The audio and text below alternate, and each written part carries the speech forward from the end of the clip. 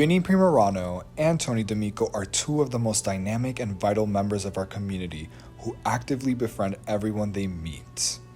As leaders of the Primetimers, a social and fraternal organization focused on dynamic, mature men, Vinnie and Tony ensure that everyone in the community is connected and active. Vinnie and Tony were both brought up in New York Italian families and were self-described street kids. Born in the same Bronx hospital 11 months apart, it wasn't until decades later that they met and fell in love.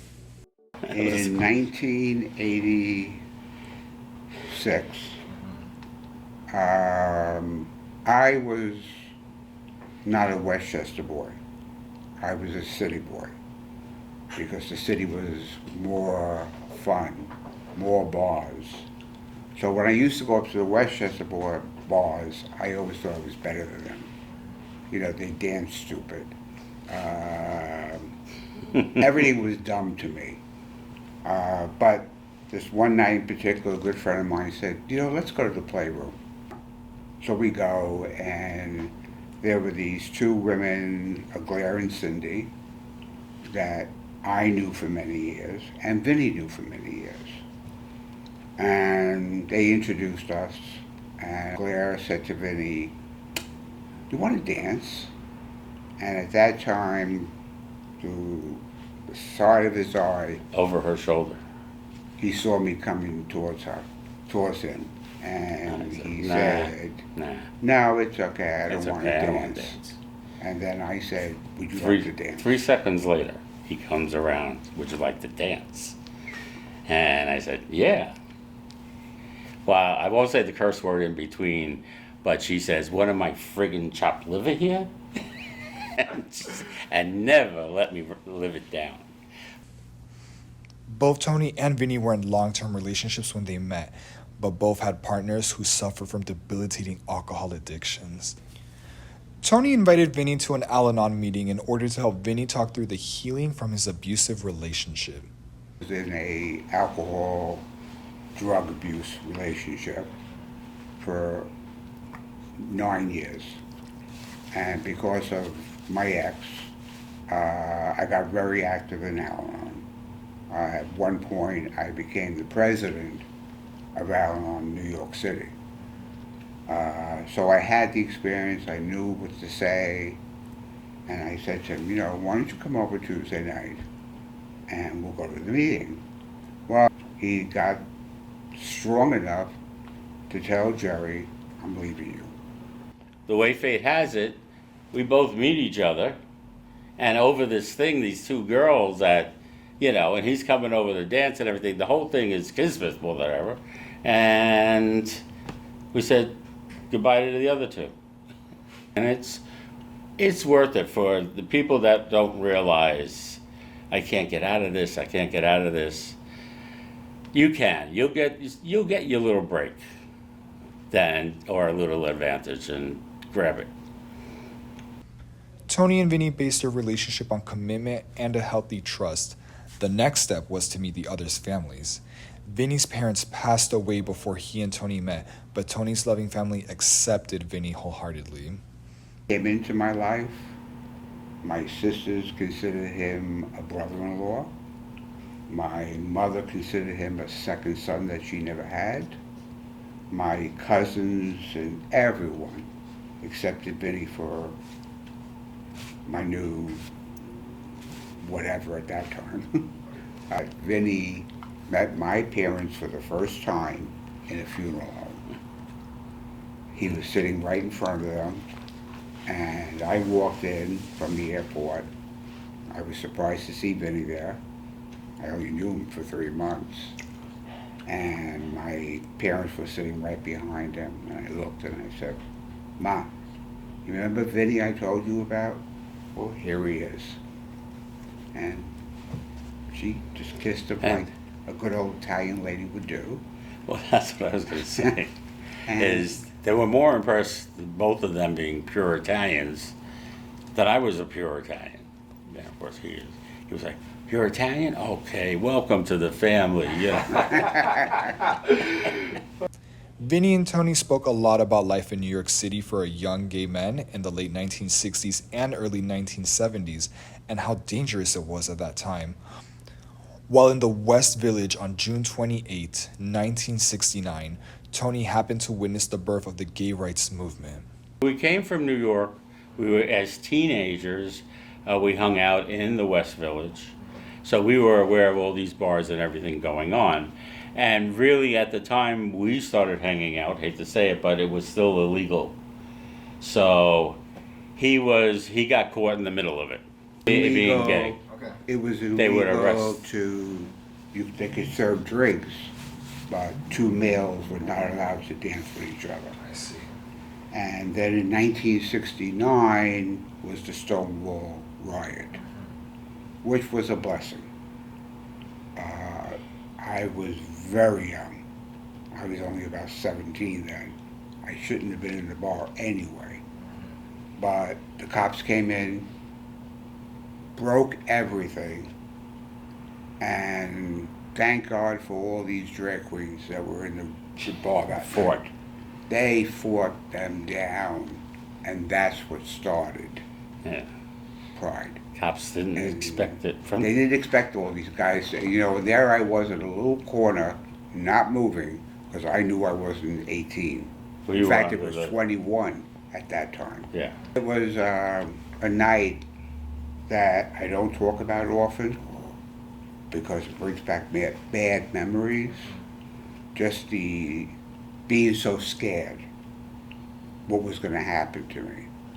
Were they going to arrest me and beat the hell out of me? I didn't know. But thank God I was small, young, and thin, and I was able to go through the side of the building and out the back. But that's what really started the revolution and where we are today. What happened that night was the gays finally stuck up for what they believed. And that was, we're gay and we're proud. And a bunch of cops are not going to scare the shit out of us. We're going to fight back. So at that point, that's when it began. They were finally fighting back. The government, mayors, they were understanding. And I think that was just the beginning of the next 50 years. And then the police, when they raided, they would beat the guys with their nightsticks. Yeah. You know, so these guys, you're not getting, oh, let's get out of the bar, everybody move. No. I mean cops could do whatever they want. That was my biggest fear, that I was going to get hurt. Because if I would have gotten hurt, then I would have had to go home. I would have had to tell my father.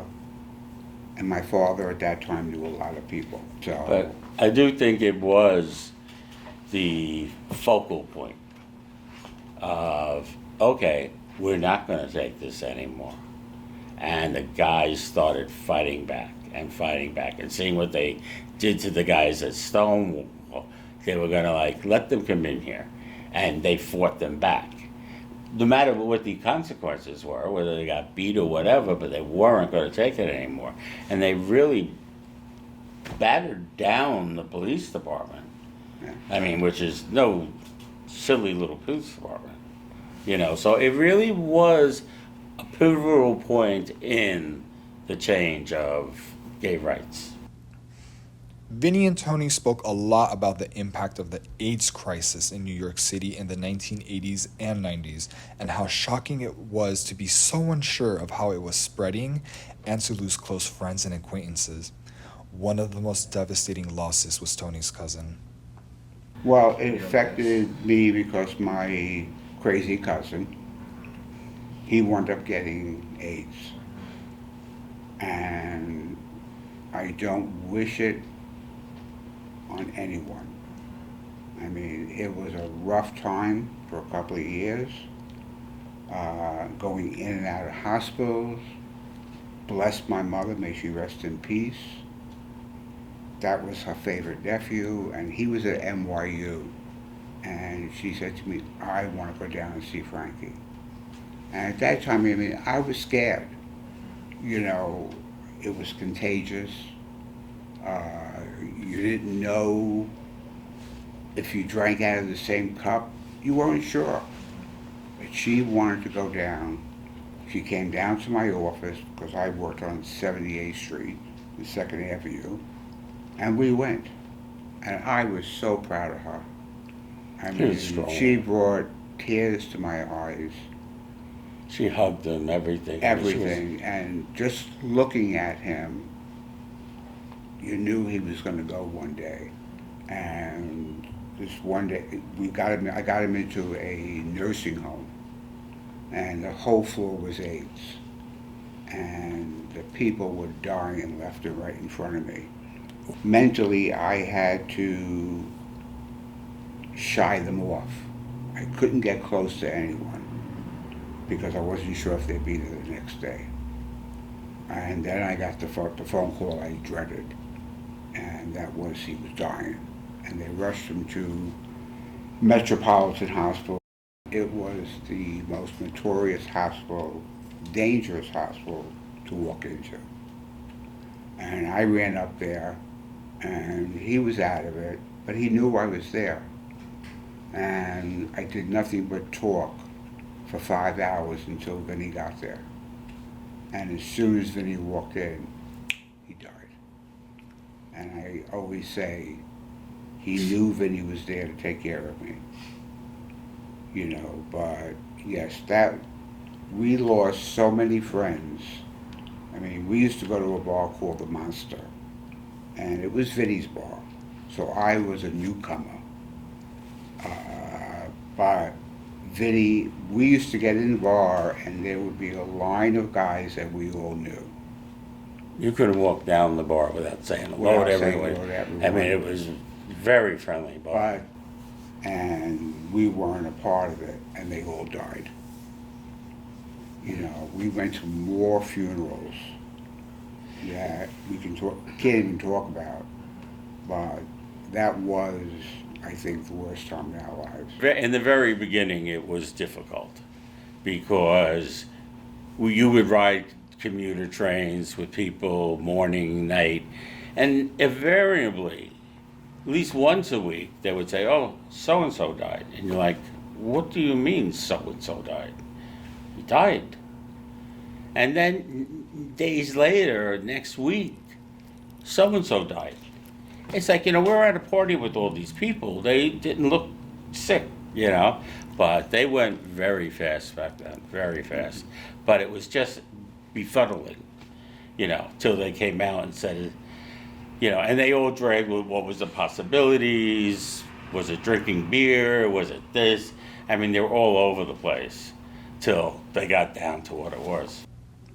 Vinnie's long career was spent as an international banker at JP Morgan Chase, while Tony's 30-year career was spent working in the union office of the Iron Workers Local 46 in New York City. They enjoyed traveling the world and taking exciting vacations, but mainly loved their summer vacations in Provincetown. P-Town was so special that they decided this is where they wanted to be married. And we went up there for 3 weeks. And the second week that we were there, we were a group of at least 20 friends. And the joke became, if we last for 25 years, we'll get married. And at that time, it was like, we'll never last that long. And we did. Oh, we'll never be able to get married. And we did. And it turned out that it was the day that we picked, it was the same day that it became legal in New York. I cannot describe the happiness and the grand old time we had on our wedding day in Provincetown. I mean, for going there for 25 years, we knew so many people. And we had the wedding in the back of our owner's house that we used to rent from. And it was a gorgeous wedding. He owned a restaurant Right. in Brooklyn. In Rockland, Boston. Had it catered. I mean, he catered the whole thing.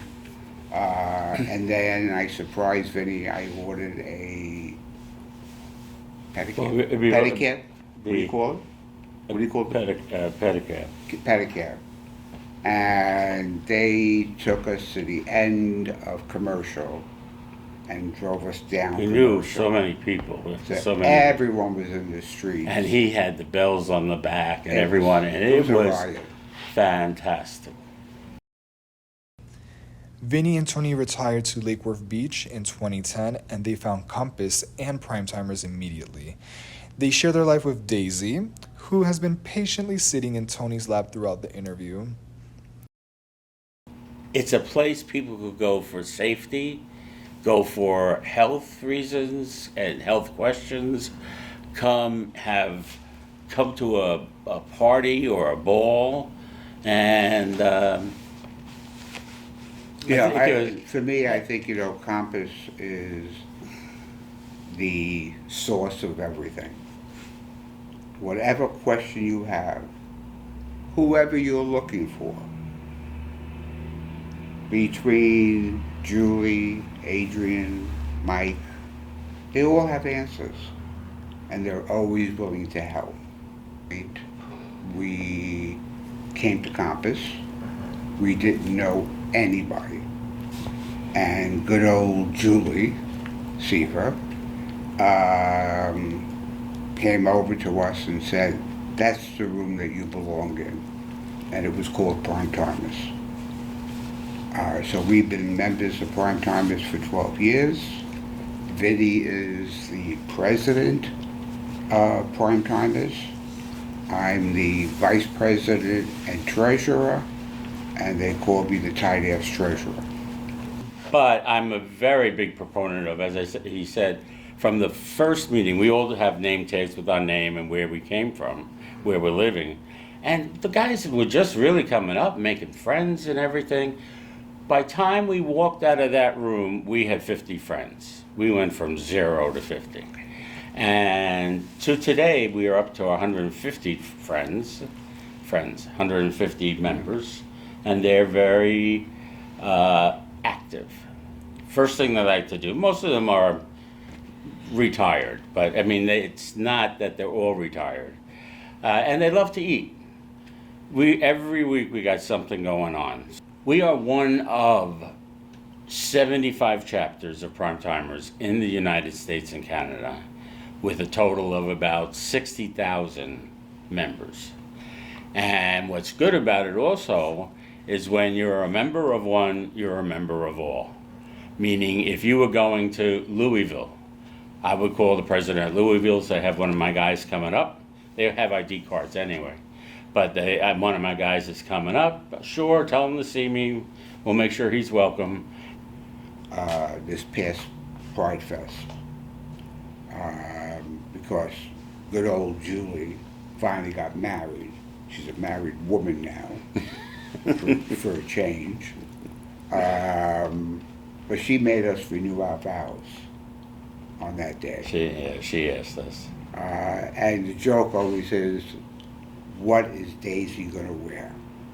Well, Daisy had on, you'll see pictures, the most beautiful wedding gown. And the veil and the whole bit. And we were right behind Julie when she got married. And it was such a happy moment to finally see Julie and Penny get married. And that was another big day in our life.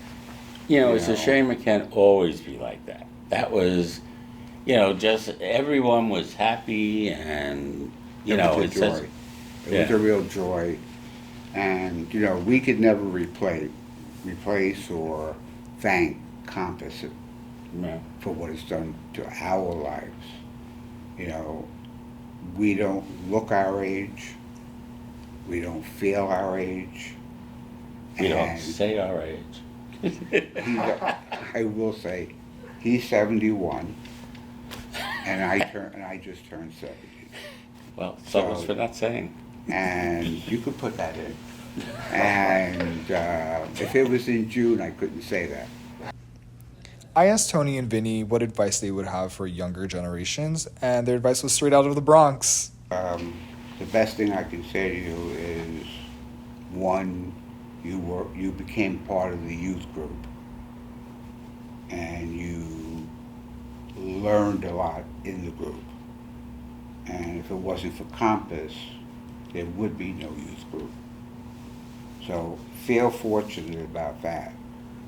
And in the future, don't take any bullshit from anybody. Stand up for your rights. Make sure your word is heard. Never give up. What I would add, he just covered it basically, or entirely, is one thing you've got to do is be true to yourself. You have got to be whatever God gave you. Thank you, Tony and Vinny, for sharing your advice and stories with me, and for your dedication to keeping Primetimers a vital and welcoming group for everyone in our community. Congratulations on your many years together as a couple and for your authentic humor. Someone said to us one day, Tony, would you remarry or look for someone if anything happened to Vinnie? And my answer was no. I had enough. And the same question was asked to Vinnie. And Vinnie turned around and said, of course I gotta find someone. I can't clean, I can't cook, I can't do nothing. I would starve to death. So he said, yeah. And I don't want to say what I said after that.